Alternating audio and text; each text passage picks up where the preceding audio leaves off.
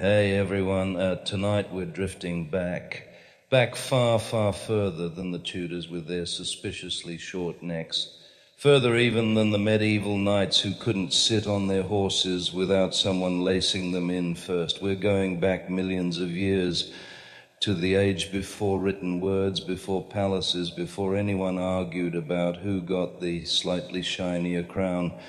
So settle in, dim the lights, let your mind get a little heavy. We're not rushing tonight.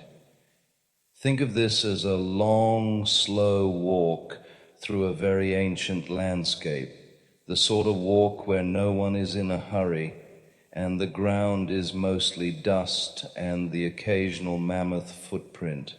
Because about 4.7 million years ago, life was, in a word, inconvenient.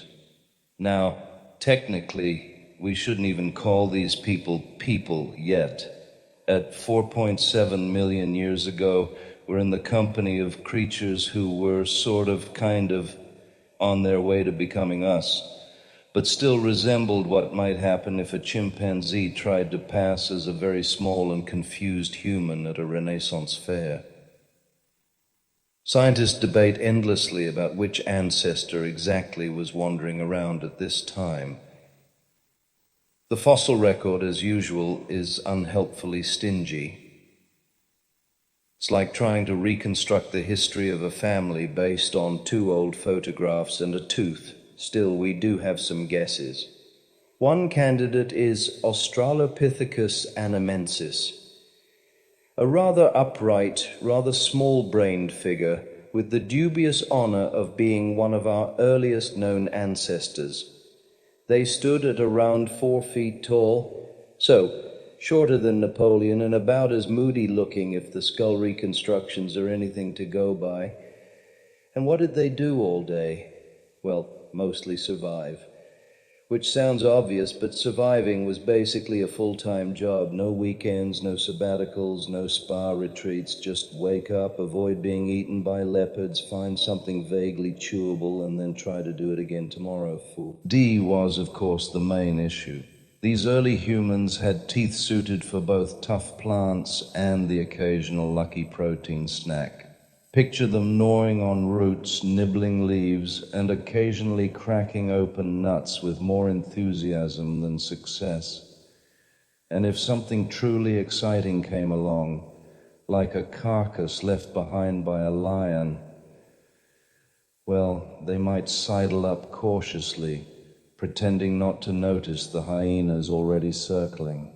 Fire, by the way, wasn't part of their toolkit yet. So everything was eaten raw, crunchy, and full of delightful parasites. Cooking wouldn't come for another million years or so, which means dinner at this time was essentially a selection of uncooked vegetables and questionable meat, the world's least successful paleo diet. And water? You didn't stroll up to a clean mountain spring. You drank from rivers and puddles and hoped today wasn't cholera day. Socially, these early humans lived in small groups, maybe a few dozen individuals at most, not quite tribes, but more like extended families that didn't always get along. Sharing was encouraged, mostly because if you didn't share, your relatives might simply whack you with a stick.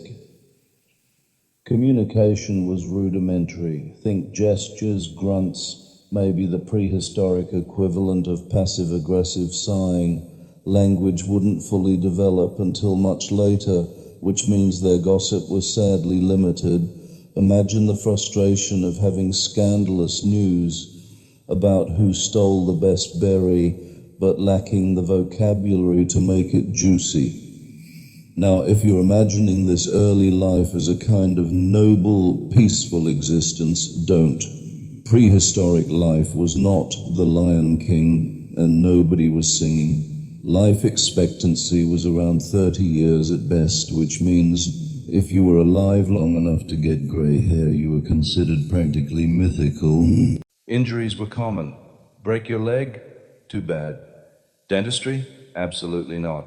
A rotten tooth might literally kill you.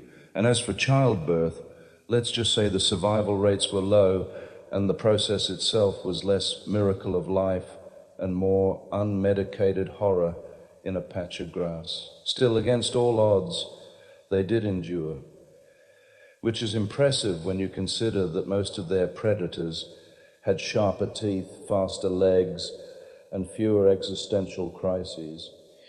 And then, of course, there's the question of climate. Around 4.7 million years ago, the Earth was doing its usual thing, shifting, wobbling, and generally making life difficult.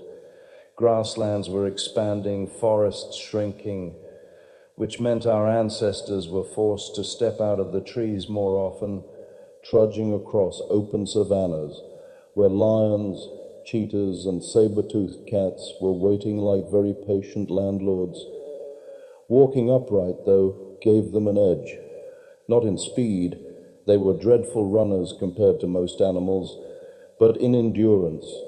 Humans, even in their very early forms, could walk for miles, slowly, awkwardly, but long enough to follow herds, gather food, and occasionally wander somewhere new. And that's really the secret, not strength, not cunning, just the sheer stubbornness to keep plodding along until other creatures gave up. What about culture, though? Did they have art, religion, or hobbies? The short answer, not yet. We're too early. At this stage, life was practical to the point of monotony. No cave paintings, no bone flutes, just the daily grind of don't die. Still, it's hard not to imagine some early form of ritual. Maybe stacking stones in curious little piles, or maybe sitting around at night, staring at the stars, feeling vaguely unsettled without knowing why. Humans, even half-humans, have always had a tendency to look for meaning in things, even if that meaning at the time was just this bears. It didn't kill me. Perhaps it's magic. And here's the thing. Despite all this difficulty, the predators, the parasites, the constant dental emergencies, life went on, slowly, awkwardly, generation after generation, each one a little better adapted than the last, until eventually, after millions of years of repetition, you end up with us, sitting indoors at night, wrapped in blankets, listening to me ramble about how terrible life was back then, all because some small, upright, ape-like creatures stubbornly decided not to give up. Let's drift forward a little now, because as much as life 4.7 million years ago was a series of hungry, mosquito-filled afternoons, things did start to get more interesting. Stone tools appear, fire is tamed, and eventually gossip truly begins. But before we get there, take a moment. Imagine the soft sounds of wind through the grasslands, the distant roar of something unpleasant with claws, and a group of our awkward little ancestors trudging along under the sun, not glamorous, not comfortable, but undeniably persistent. And persistence, as it turns out, is humanity's real superpower. Chapter 2. The Life of Theodora, c. 500 to 548. Hey everyone! Tonight we're leaving behind mammoths, awkward proto-humans, and the general misery of prehistoric survival. Instead, we're drifting into something far more elegant. Well, elegant at first glance. Beneath the glittering mosaics, the gold-threaded robes, and the endless incense, we find one of history's most unusual women, Theodora of Byzantium. Born around the year 500 in the great city of Constantinople, Theodora's life was anything but straightforward. She began at the very bottom of society and ended at the very top, Empress of the Eastern Roman Empire. Quite a leap, But as with most royal stories, the climb came with scandal, suspicion, and a great deal of raised eyebrows. So settle in. Picture candlelight flickering on mosaics, the soft sound of sandals against marble, and a woman making her way from the city's taverns and theaters to the imperial palace itself. Theodora was not born into luxury, far from it. Her father, Acacius, was a bear trainer for the Hippodrome, the giant stadium where chariot races were held, which sounds impressive until you remember that bear trainer in the 6th century was roughly equivalent to chapter-time animal wrangler with no job security. Bears were used in shows and circus acts. Training them was dangerous, poorly paid, and not chapter-ocularly glamorous. Her mother, whose name has been mostly forgotten, worked as a dancer and actress. Now, in Byzantine society, the word actress carried quite a different connotation than it does today. Let's just say it overlapped heavily with sex work. Respectable families did not allow their daughters on stage, which means little Theodora grew up in a household that, while lively, was not exactly considered the height of moral refinement. And yet, this background gave her certain skills. She learned performance, she earned charm. She learned how to hold attention in a crowd, which later would serve her far better than embroidery lessons ever could. When her father died, Theodora's family fell into real trouble. Without his income, such as it was, her mother had to find another way to support her daughters. According to the chronicler Procopius, a man whose relationship with Theodora can only be described as complicated hatred, the girls were pushed towards stage work at an early age. And so Theodora became an actress, or, depending on how uncharitable one feels, an entertainer in every sense. Procopius, of course, paints her as scandalous beyond belief. He claims she danced in ways far too indecent to describe, and performed shows that left the audience both shocked and delighted. Whether that's entirely true or whether he was simply being vindictive is up for debate. Byzantine historians were rarely neutral. Still, there's little doubt she was well known for her performances, and not only the theatrical ones.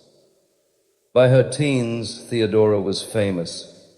Not royal court famous, but famous enough that her name was whispered around taverns, her appearances anticipated at chapter Iuis, and her reputation firmly established as colorful. At some point, she caught the attention of a provincial governor, Hecebulus, not exactly a household name, but significant in her story. She became his mistress and traveled with him to North Africa, which in theory might have been the start of a comfortable life. Except, of course, it wasn't. Hecebulus eventually tired of her, discarded her, and left her stranded. Now, here's where Theodora shows her unusual resilience. Most women in her situation would have faded into obscurity. Another discarded mistress, another actress left behind.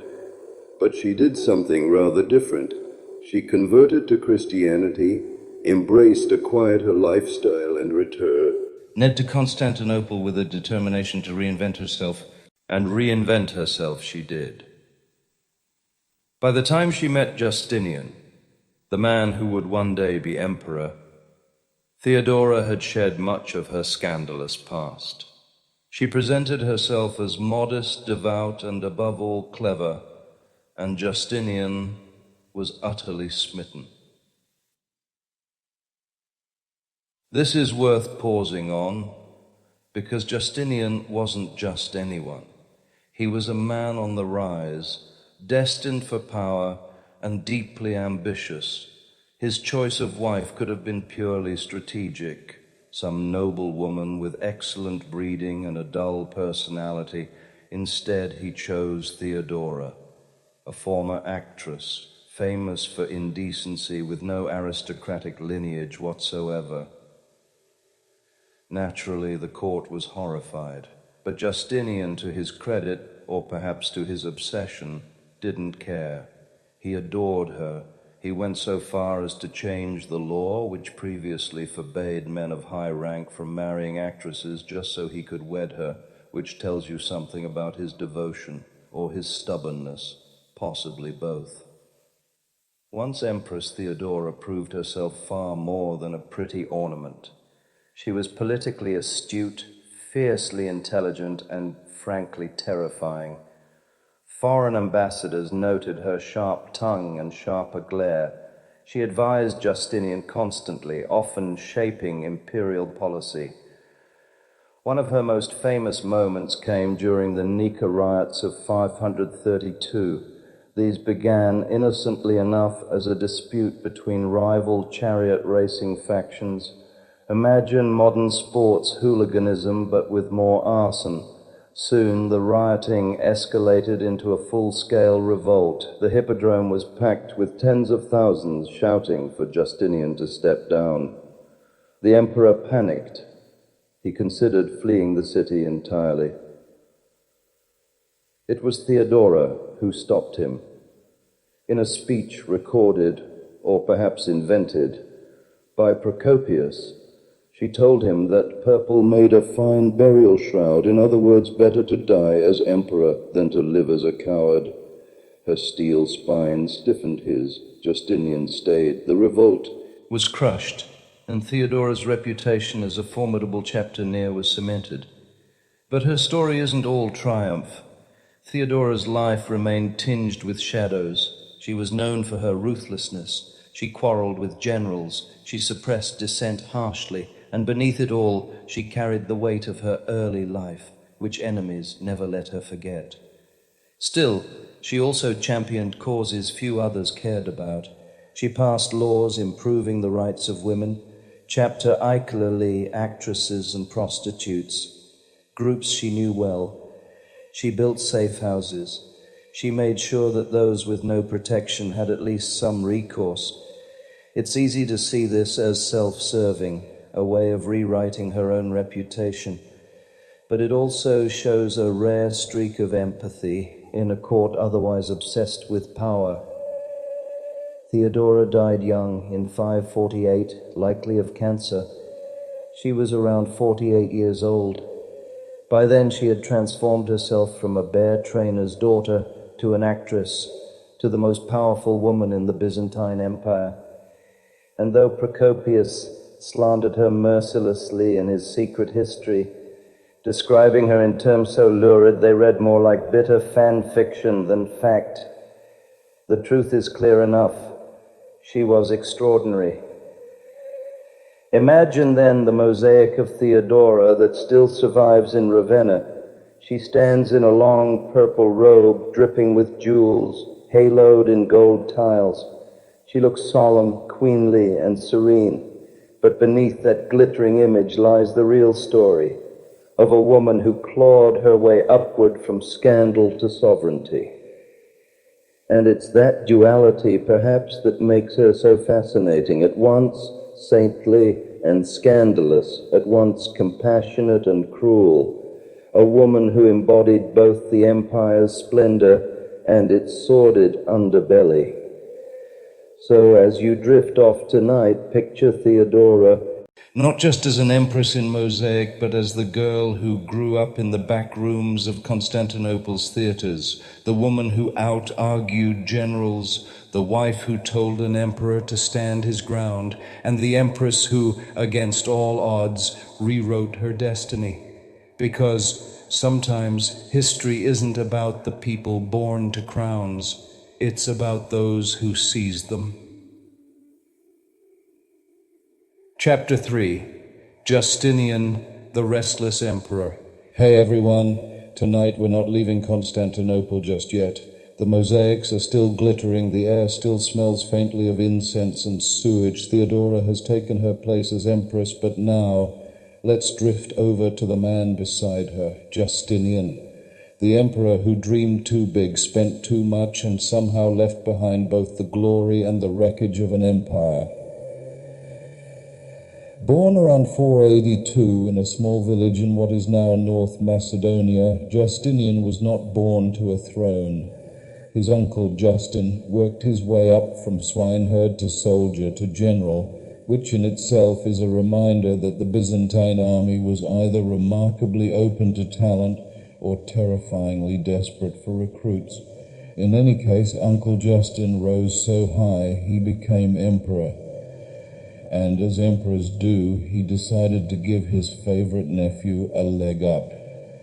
That nephew was Justinian, who, as it turned out, was very bright and very ambitious, which is always a dangerous combination. Justinian was, by all accounts, a man who rarely slept. He studied law, theology, philosophy, and military matters with equal intensity. He could quote scripture for hours, a trait that delighted priests and bored everyone else senseless. He was described as tireless, but also a little exhausting. Imagine someone who insists on working through lunch and then wants to debate theology with you after midnight. That was Justinian. Physically, he was unimpressive. Short, stocky, with a round face that artists politely softened in portraits. He wasn't handsome. He wasn't athletic, but he had the sort of iron determination that makes up for almost everything else. And then, of course, there was Theodora. She balanced him. Where he hesitated, she was decisive. Where he wavered, she was sharp. The two of them together were a kind of imperial storm, not always pleasant, but rarely boring. Justinian's reign, which lasted from 527 to 565, is often described as a golden age, though as usual that depends on where you were standing. If you were in the imperial court surrounded by riches, it probably felt golden. If you were an overtaxed farmer in Syria, less so. One of Justinian's great obsessions was restoration. He dreamed of reuniting the old Roman Empire, all of it. Italy, North Africa, Spain. He wanted to bring the lost provinces back under Constantinople's control, which sounds noble until you realize how expensive this dream was. He dispatched his brilliant general Belisarius to conquer North Africa from the Vandals, which he did, surprisingly quickly. Then Belisarius marched into Italy, taking Rome and much of the peninsula from the Ostrogoths. For a brief, shining moment, it looked like Justinian's dream might actually come true. Except, of course, it didn't last. These reconquered lands became money pits, draining the treasury and demanding endless soldiers. The wars dragged on for decades. Cities were ruined, populations slaughtered, and entire regions destabilized, all in the name of imperial glory. But Justinian, restless as ever, couldn't stop himself. He was like a man trying to glue back together a broken vase, even as the pieces kept crumbling in his hands. And then there was his other great project, building. If you've ever been to Istanbul, you've probably seen the Hagia Sophia. That great domed cathedral, now a mosque, was Justinian's masterpiece, or rather his architect's masterpiece. After the Nika riots destroyed the old church, Justinian ordered a new one built. Not just any church, the grandest, most overwhelming structure the empire had ever seen. The dome alone was a marvel. People said it looked like it was suspended from heaven by a golden chain, which is poetic, though the engineers might have preferred something less wobbly. When the Hagia Sophia was completed, Justinian supposedly stood inside, gazed up at the soaring dome, and declared, "Solomon, I have surpassed thee," which is modest.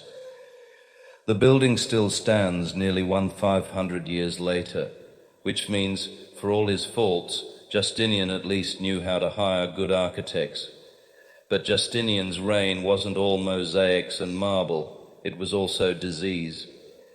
In 541, the so-called Plague of Justinian struck, a bubonic plague carried by fleas, spreading through rats on ships. Within months, Constantinople was drowning in death. Some estimates suggest half the city perished. Corpses were piled in streets, tossed into the sea, buried in mass graves. Even Justinian himself caught the plague, though he survived. For weeks, the empire seemed on the brink of collapse. Trade faltered, armies thinned, taxes dwindled, and still Justinian pushed on with his projects as if denial could hold the empire together. It's remarkable, really. The man refused to stop. Not war, not plague, not rebellion. Nothing could shake him from his relentless pursuit of imperial glory. And then there were the taxes. Yes, the taxes. To fund his wars, his buildings, his endless projects, Justinian taxed the empire ruthlessly.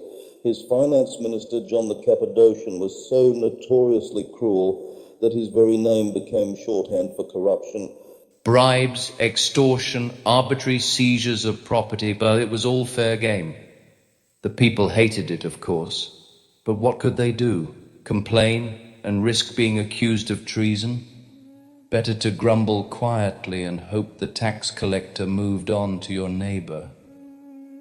Still, resentment bubbled under the surface, which brings us back to those Nika riots. The public anger wasn't just about chariot teams, it was about everything.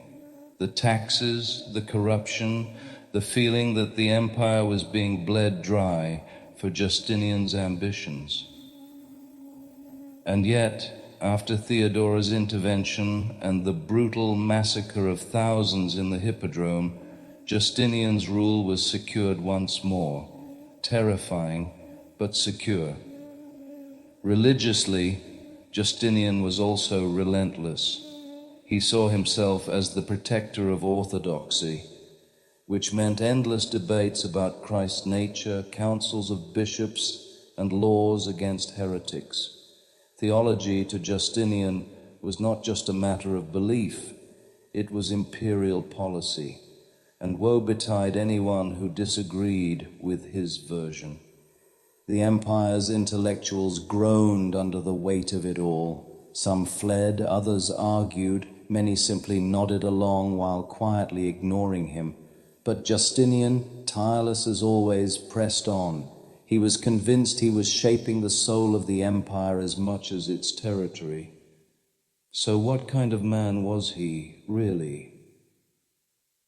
Procopius, that ever-venomous historian, paints him as a demon in human form, literally.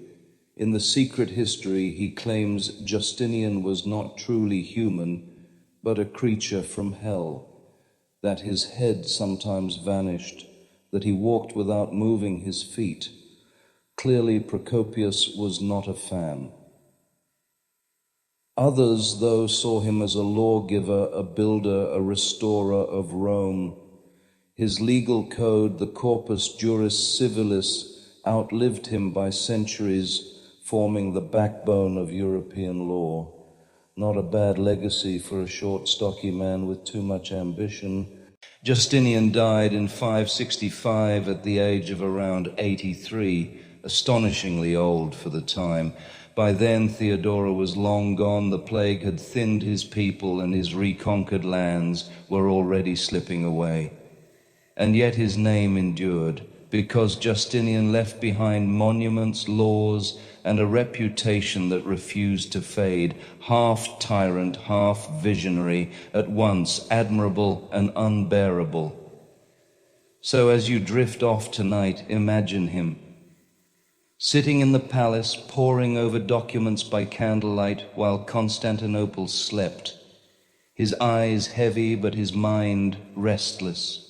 Always planning, always scheming, always chasing a dream too large for any one man, a man who would never be content with what he had, a man whose reach exceeded his grasp.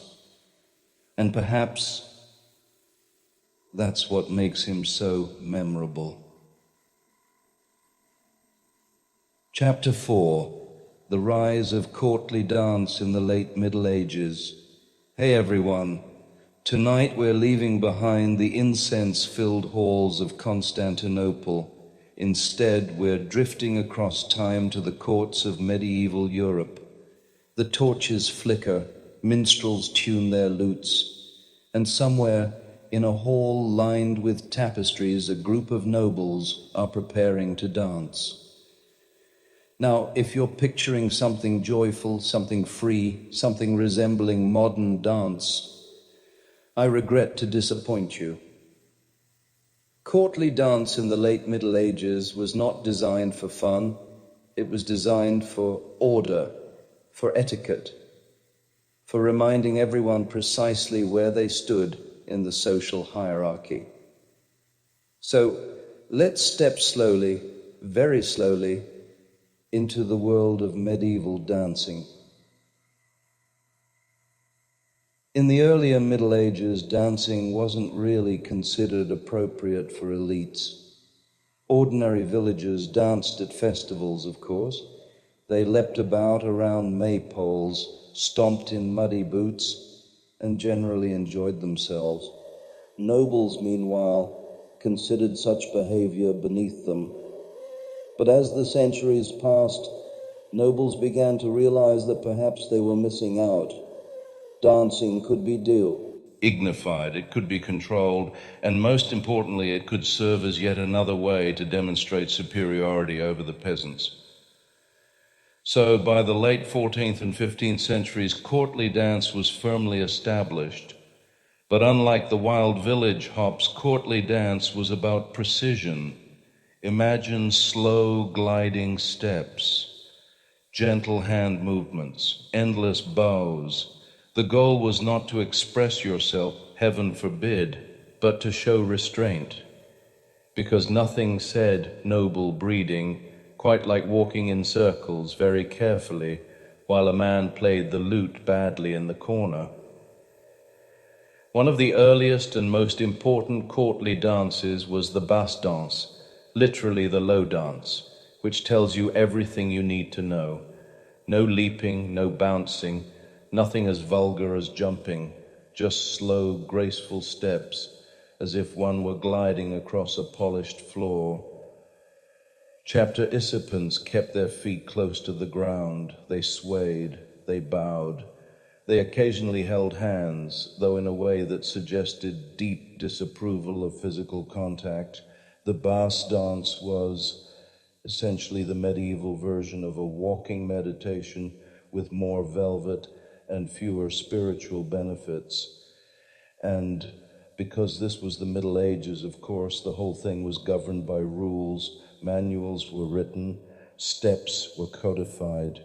Dancing masters instructed the young nobility in how to move precisely 3 inches forward without looking clumsy. If you think this sounds like an excruciating way to spend an evening, you'd be correct.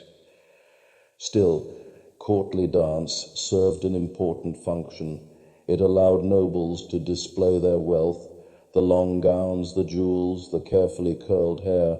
It created a stage where men and women could interact in carefully choreographed proximity without threatening propriety. And it gave everyone a chance to show they had enough leisure time to practice walking in circles rather than, say, working for a living. These dances also reinforced hierarchy. The king and queen always led. High nobles followed. Lesser nobles trailed behind. Each step mirrored the rigid structure of society, which means that even while dancing, no one was ever allowed to forget precisely how unimportant they were compared to the person in front of them.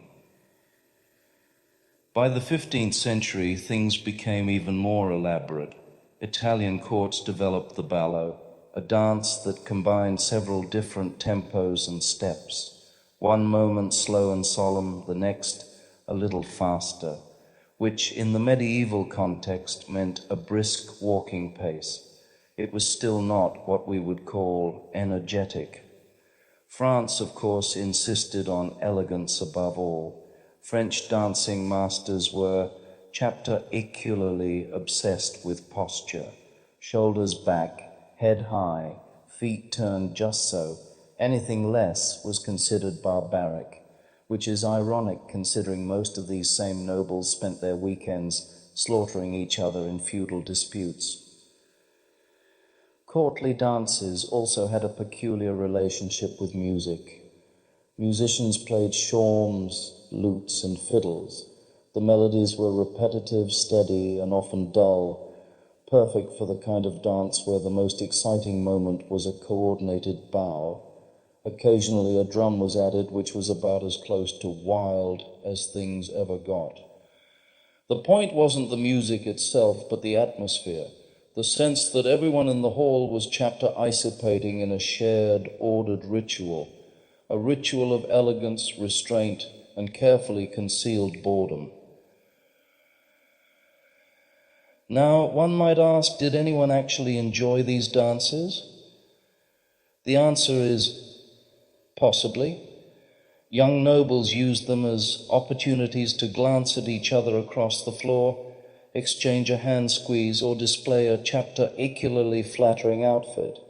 Dancing provided a space for flirtation within the rigid rules of medieval courtship.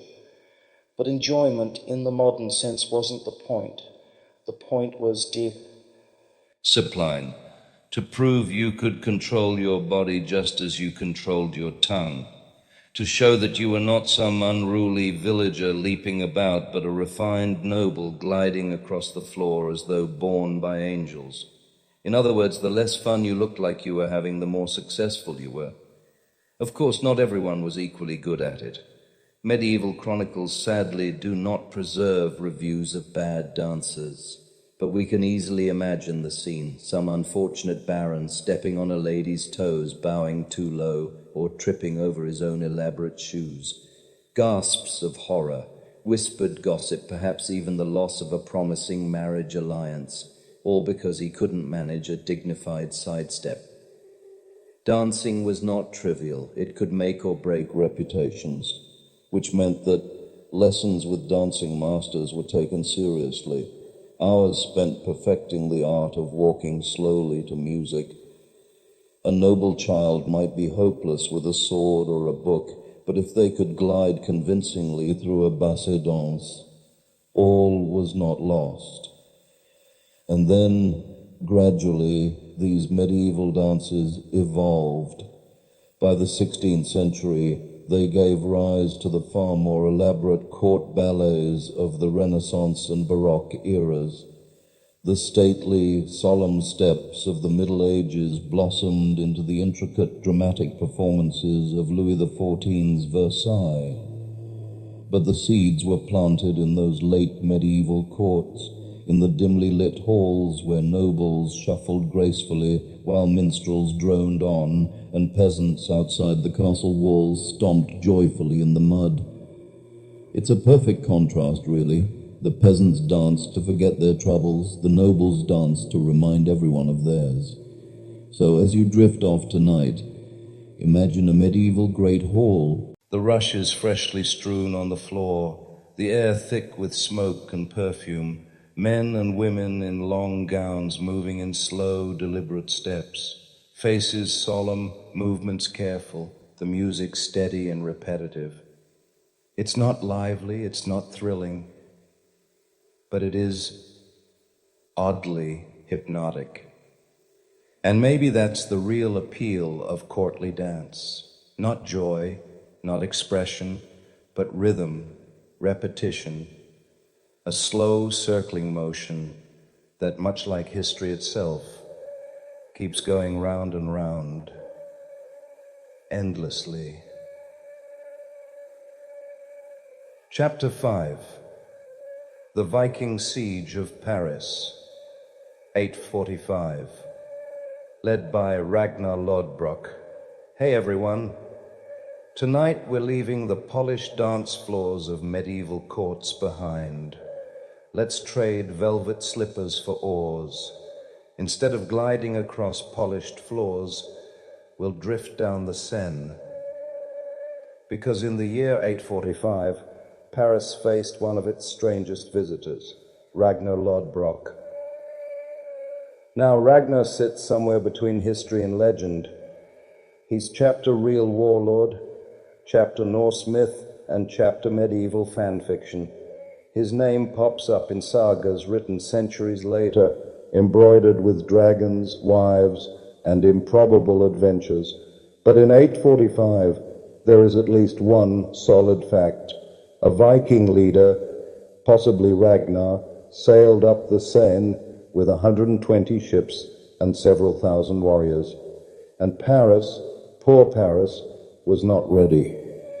At this time, Paris wasn't the sprawling city we know today. It was little more than an island in the Seine, with wooden bridges connecting it to the banks, the Ile de la Cité, surrounded by a thin wall with a few churches, houses, and nervous citizens, a place more like a fortified town than a capital. France, or rather West Francho, was ruled by Charles the Bald, grandson of Charlemagne, though the Bald chapter suggests the family hairline wasn't thriving.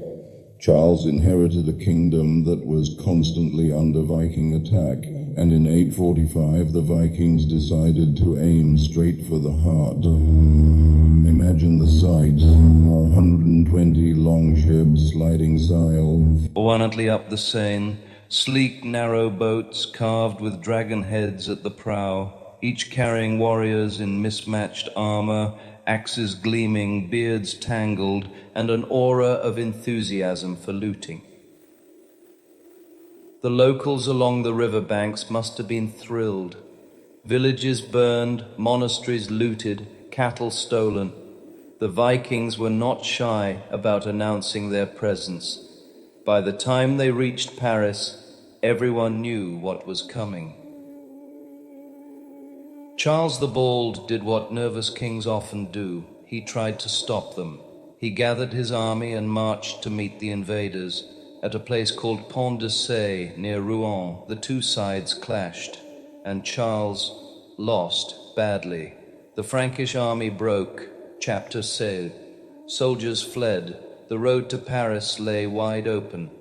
So in came Ragnar and his men. They surrounded the city, burned what they could, and settled in for a leisurely siege. The Parisians, unprepared and outnumbered, could do little more than huddle behind their walls and hope the Vikings would get bored. Spoiler, they didn't.